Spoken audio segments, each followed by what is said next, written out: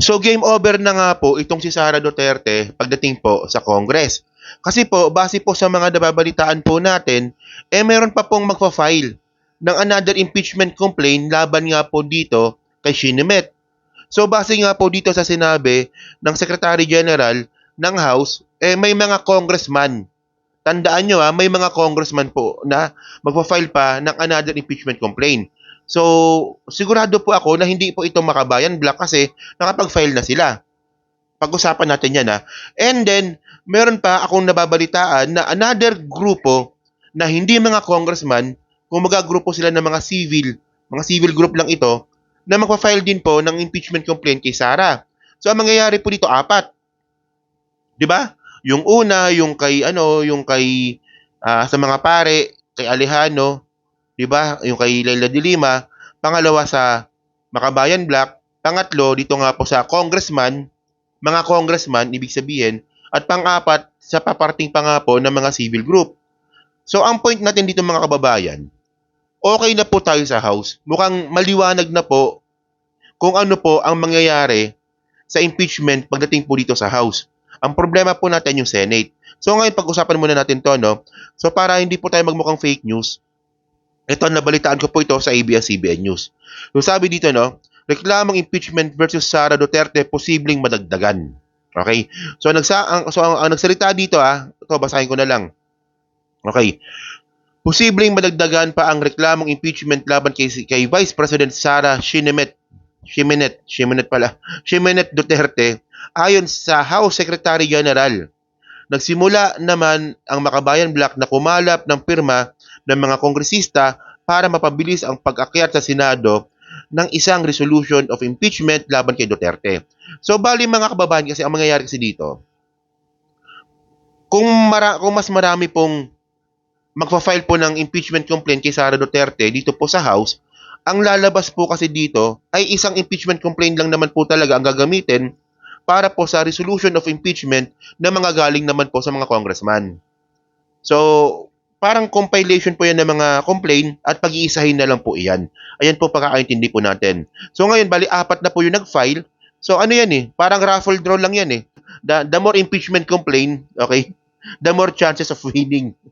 So ito, by the way, no, para mas maganda, pakinggan na lang po natin yung sinabi ng Secretary General. Okay, sige. Panoorin natin to. Opisina niyang mga reklamo, posibleng may humabol pang maghahain ng ikatlong impeachment complaint. May mga congressman na kumausap sa akin na meron daw silang pinag-iisipang i-file or i-endorse.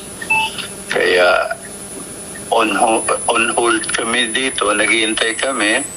Maybe today or Monday, we were just informed na standby lang, baka mag-file kami ng another complaint.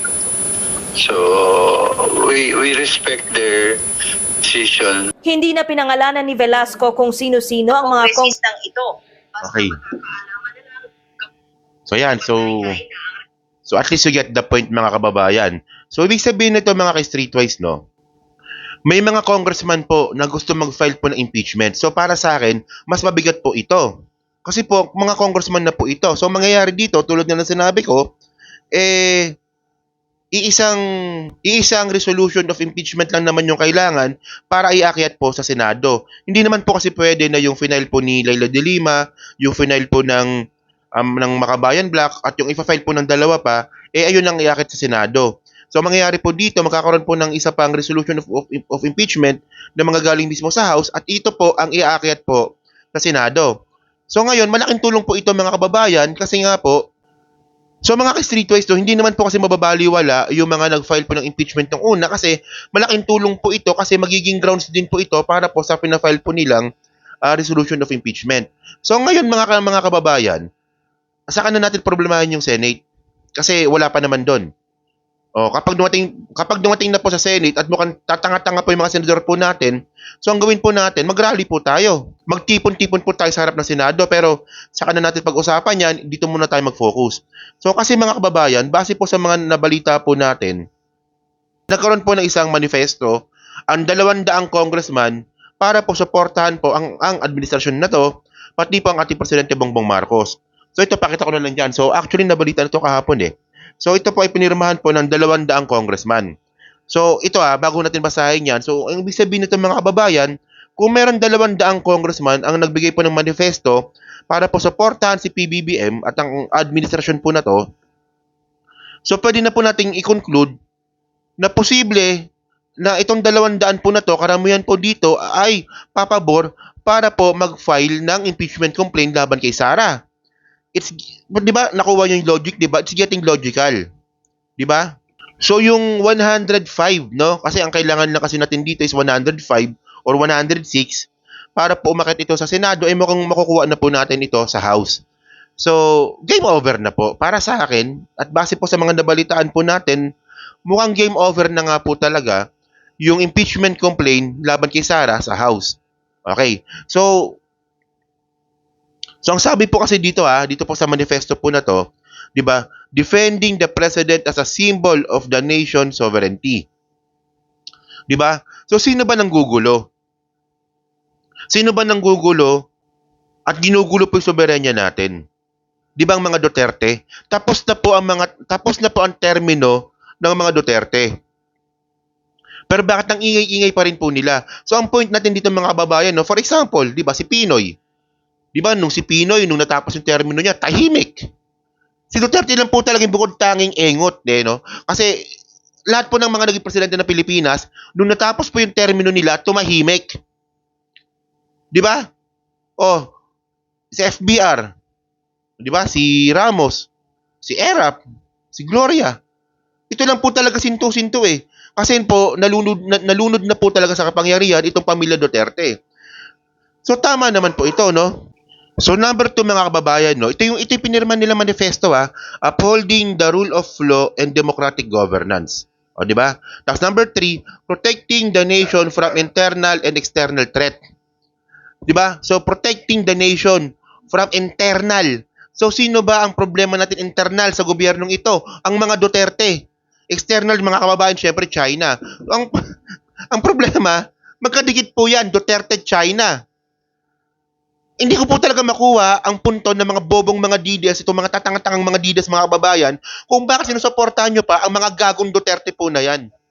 Sila po ang internal at saka external threat po ng Pilipinas. Continue pa natin. Sabi pa dito, promoting legislative unity for the nation welfare. Actually, mga kababayan, habang binabasa ko nga po itong manifesto po na to ng mga congressman, mukhang impeachment po talaga papunta. Mukhang sa impeachment po talaga papunta ito.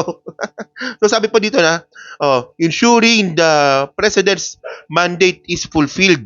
So ang gusto po ng mga congressman po natin, 'di ba, ma-fulfill po ng ating presidente kanyang trabaho. 'Di ba? Hindi po katulad ni Amy Marcos, di ba? Sa Amy Marcos tanga po talaga ito, no? So ngayon, ito po ay pinirmahan. Marami pumirma dito 200 na congressman. Pero yung mga nakita po natin mga pumirma, si Romualdez, si Dalipe, si Gonzales, si Joboy Aquino pala, no, kasama, no? Si Villapuerte kasama din, si Duavit, di ba? Si Michael Duavit kasama, si Ace Barbers, tsaka si Robes, Florida Robes, tsaka si Toby Tiangco. Ito, kaibigan ni PBBM talaga to, no? Si Toby Tiangco, no? So ngayon mga kababayan, di ba? Dito po natin makikita kung anong klaseng political dynamics meron po ngayon na nangyayari po sa PBBM admin. So, malinaw po ngayon na mukhang sa House, finish na po talaga ito. Ang kailangan na lang po natin gawin dito is hintayin at abangan po yung proseso para maiakit po ito sa Senado. So, pag ito po nakit po sa Senado, so doon po tayo magbabantay. Actually, ako medyo kinakabahan din po talaga ako sa Senate kasi nga po alam naman po natin na karamihan dyan mga pro-Duterte. Pero mga streetwise, no, kung tayo po ay nakabantay sa impeachment trial po na yan at hindi po tayo hindi natin siya binabaliwala, naniniwala po ako, di ba, na mag-aayos naman po itong mga senador po natin, especially nakabantay po tayo. For example, mga kababayan, kasi kapag sinabi natin impeachment, televised po dapat yan. At makikita po talaga natin dito kung gaano kawalang hiya ang mga Duterte. So kung overwhelming na po ang mga ebidensya at napakita na po ito on international television, kung gaano kawalang hiya ang mga Duterte at ang mga senador po ay papabor na huwag ipa-impeach si Sara Duterte, alam na po natin kung anong dapat natin gawin. Di ba? Alam na po natin. Kailangan na po natin lumabas sa kalsada.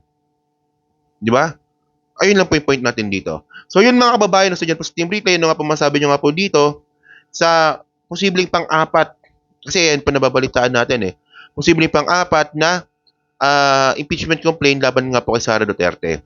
So kayo ba, naniniwala ba kayo na sa ngayon, mukhang malabo po ito sa Senado, pero naniniwala po ba kayo na eventually magbabago po ito kung nakabantay po tayo? So yun lang po, no? So pa-comment lang po sa baba at binabasa ko pong lahat yan. At dyan po sa Team Replay, pa-like, pa-subscribe at hindi naman kalabisan, pa-share na rin po ng video po na to. So hanggang sa muli po, kita na lang ulit tayo sa susunod nating content. So thank you, salamat, and babush!